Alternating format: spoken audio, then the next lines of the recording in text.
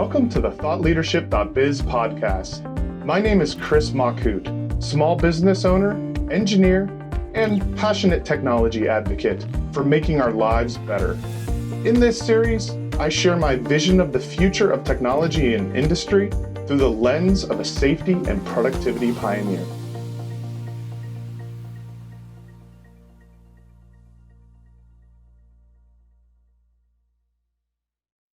Hi, everyone, and welcome to another amazing and, of course, inspirational episode of ThoughtLeadership.biz. I'm Chris Machut, and in today's foray into the business wilderness, we're going to be talking about and how to react to a crisis. Because, this stuff happens, and you've got to deal with it. If you're like me, you were taught some pretty weird and often pretty useless things at school. And the worst part is that they're still rattling around in our brains, wasting important gray space that could be used for, I don't know, something more important like work, maybe? I mean, when was the last time you threw a javelin, used a fountain pen, or actually applied the principles of trigonometry to your work and daily life? As well as learning useful stuff in school, our teachers and parents often gave us lots of erroneous advice, like, never trust a man with a beard. In the case of Charles Manson, or say Saddam Hussein, that'd be correct, right? But in the case of someone like the Greek philosopher Plato, you can forgive the facial fuzz. If we've learned anything from history, it's that crises require outstanding leaders to step up and, lead. And the 21st century is no different. As the old cliche goes, it's tough at the top, and when a crisis like coronavirus or economic collapse strikes, when your organization's pillars are crumbling around you, and your business is about to become an ancient ruin, everyone will be looking to you, the leader, to solve their problems. So today, I'm going to suggest 3 approaches that will help you not only deal with the crisis, but come out on top. But before we go there, let me remind you to check out all my newest articles, podcasts, and more at ThoughtLeadership.biz. That's the website. And catch me in person on YouTube or listen via Spotify and Anchor FM, as well as Apple and Google Podcasts. You can also get yourself over to Twitter and LinkedIn, where you can subscribe to notifications. All right, shameless promotion over. Let's crack on.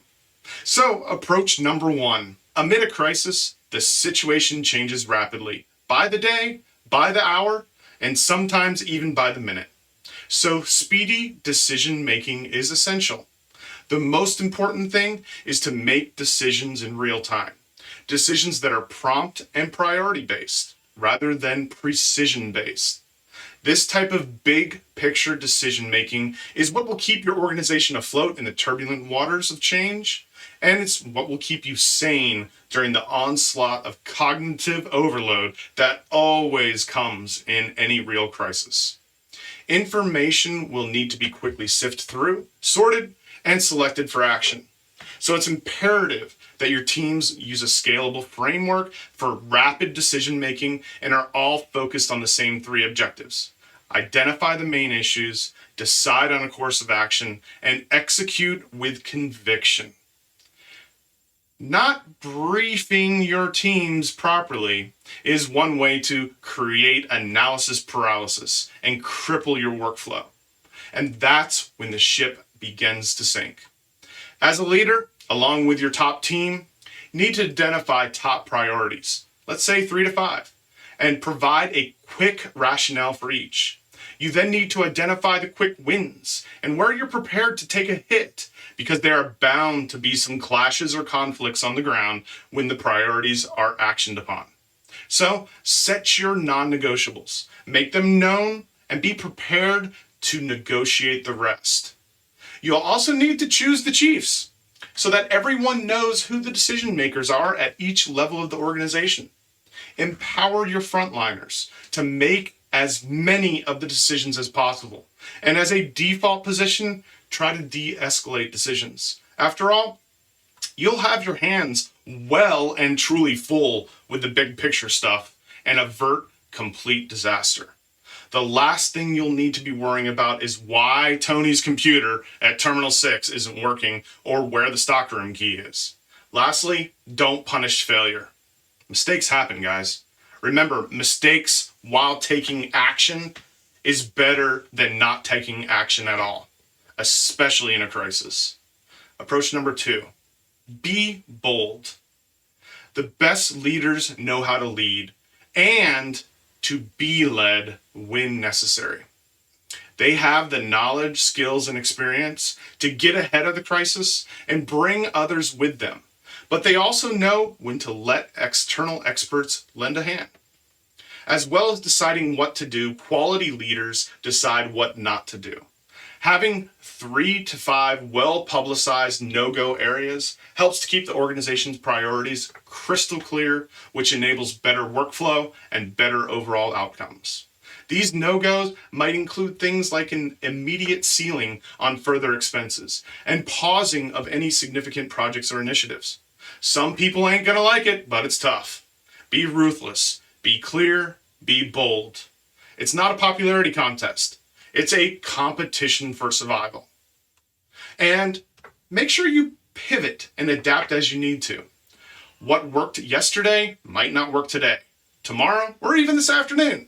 So you need to formulate new ideas, invent new strategies, and enable new actions in order to get the results that you need. Burn the playbook, write a new one from scratch. Approach number 3, take care of your team. Working with any organization requires a team effort, but during a crisis, it's more important than ever, in fact. There's nothing more important than the well-being of your team, because if they fail, you fail, and the whole organization as a whole, along with its customers, partners, and stakeholders fail. And as a leader of the whole shebang, that's your responsibility. Remembering people as individuals with individual experiences of the crisis is paramount to ensuring that you challenge, nurture, and inspire them properly. You can do that in various ways. By a daily pulse check, for example. Block out time in your calendar each day to do this 3 to 5 or with 3 to 5 of your employees, not just those in your top teams. What are their successes and stresses? How can you help? You might also create a series of end-of-the-week catch-up sessions, in person or remote, with key members. And you could use that time to debrief you about the major wins and losses, as well as update you on any pastoral issues or concerns in their teams. It's also crucial to reach out to key leaders in your organization who have contacts among your customer base, as well as among the other stakeholders. Getting a regular temperature check, so to speak, in each of these sectors help you understand what the ongoing crisis is and have on their experience, which in turn helps you to both intervene and support where you can, as well as create action plans that are a benefit to all. Building rapport and trust with stakeholders during a crisis is crucial, but often completely overlooked. Although focusing all of your efforts on financial recovery might help in the short term, however, in the long term, the relationships can be damaged, and those stakeholders feel oftentimes abandoned and left to deal with the crisis by themselves. Lastly, celebrate the positives. Broadcast these successes as much as possible, and make sure that you focus on success at all levels. Don't leave out the unsung heroes. If you care to look hard enough, you'll find them.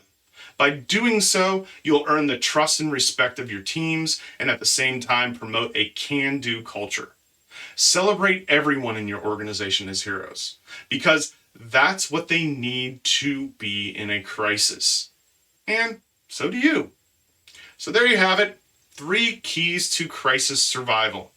They're not the only keys, of course. I'll leave you today with a quick thought. When written in Chinese, the word crisis is composed of 2 characters. One represents danger, the other represents opportunity. So, however bad it feels, however rough it gets, never lose hope. Got a crisis? So what? Deal with it. This is Chris Machut. See you next time. and stay safe out there. Thank you again for listening to this ThoughtLeadership.biz podcast. I'm Chris Machut. For additional information on this podcast, including additional sites where you can stream from, make sure to visit us online at www.thoughtleadership.biz in your favorite web browser.